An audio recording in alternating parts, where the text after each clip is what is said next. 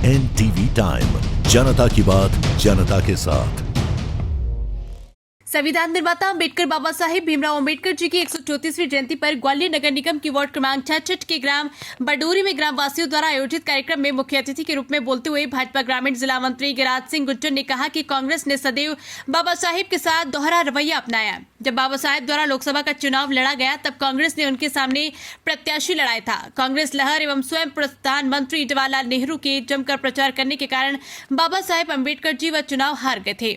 कांग्रेस द्वारा बाबा साहेब के नाम का उपयोग केवल वोटों की डकैती डालने के लिए किया जाता है। बाबा साहेब को हराने वाली कांग्रेस प्रत्याशी को कांग्रेस सरकार द्वारा पद्म विभूषण से सम्मानित किया गया, जबकि कांग्रेस सरकार द्वारा बाबा साहेब को जनता की मांग के बाद भी भारत रत्न नहीं दिया गया। सन 1990 में सुंदरलाल पटुआ की भाजपा सरकार द्वारा बाबा साहेब के जन्म स्थान मऊ में स्मारक का निर्माण करवाया गया था। 2014 में केंद्र में नरेंद्र मोदी सरकार बनने के बाद बाबा साहेब के जीवन से जुड़े पंच तीर्थ का निर्माण करवाया गया और बाबा साहेब की जयंती पर 14 अप्रैल 2015 से समरसता दिवस मनाने का निर्णय मोदी सरकार द्वारा लिया गया। अटल जी के प्रयासों से सन 1990 में बाबा साहब को मरणोपरांत भारत रत्न प्रदान किया गया। मोदी सरकार द्वारा 10 और 125 रुपए के सिक्के बाबा साहेब के सम्मान में जारी किए गए। गिरिराज सिंह गुज्जर ने कहा कि बाबा साहेब ने सदैव शिक्षा पर जोर दिया। उनका मानना था कि शिक्षित राष्ट्र ही उन्नति करता है। उन्हीं के प्रयासों से भारत में शिक्षा की दर में अभूतपूर्व वृद्धि हुई है। आखिर में गिरिराज सिंह गुज्जर ने बाबा साहेब को नमन करते हुए कहा कि बाबा साहेब द्वारा बताए गए मार्ग पर चलकर हम बाबा साहब को असली श्रद्धांजलि दे सकते हैं। इसलिए सभी भाई बहन बाबा साहेब के बताए मार्ग पर निरंतर रूप से चलते रहे। NTV टाइम के लिए अनु भार्गव की रिपोर्ट।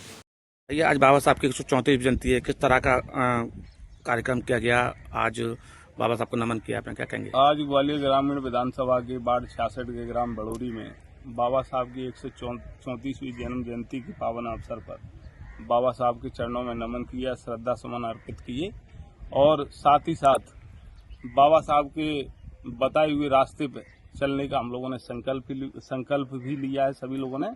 और निश्चित तौर पर ये भी आज सब लोगों को बताने का काम हम लोगों ने किया है कि बाबा साहब का जो सपना था कि पहले शिक्षित बनो, संगठित हो और उसके बाद अगर किसी के साथ अन्याय अत्याचार हो तो उसके खिलाफ संगठित होकर संघर्ष करो। और ये बाबा साहब के नाम का हमेशा वोटों की डकैती डालने का काम कांग्रेस पार्टी ने हमेशा किया है, तो उसके खिलाफ भी लोगों को बताया कि बाबा साहब का अगर अपमान करने का काम किया तो कांग्रेस पार्टी ने किया, उनके नाम पर वोटों की डकैती डालने का काम अगर किसी ने किया तो कांग्रेस पार्टी ने किया। बाबा साहब को स्वयं चुनाव हरवाने का काम किया, पंडित नेहरू जी ने प्रचार किया और उसके बाद जिन्होंने हराया उनको पद्म विभूषण देने का भी काम अगर किसी ने किया तो पंडित नेहरू जी ने और कांग्रेस पार्टी ने किया।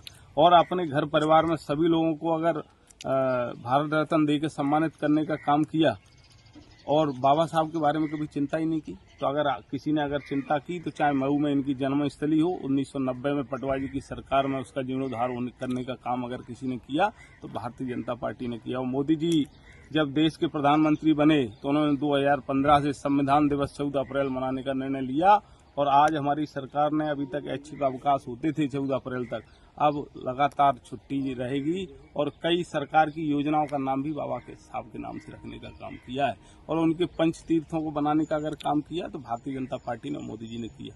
तो यही सब चीजें आज बताई और सभी लोगों ने संकल्प लिया कि बाबा साहब के बताए हुए मार्ग पर चलने का काम करेंगे। एक बार पुनः बाबा साहब के चरणों में श्रद्धा सुमन अर्पित करता हूँ और नमन करता हूँ। जय भीम।